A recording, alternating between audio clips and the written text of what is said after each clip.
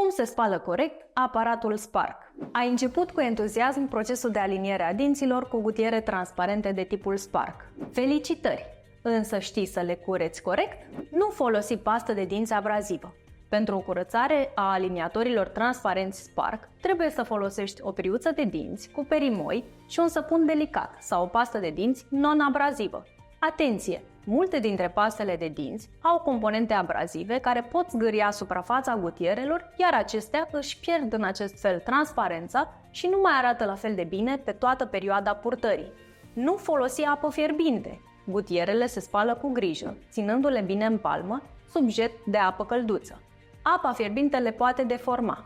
Ca mijloc suplimentar de curățare, în farmacii se găsesc pastile efervescente dedicate aparatelor ortodontice, care îndepărtează depunerile de tartru din gutiere care nu mai pot fi curățate cu periuța.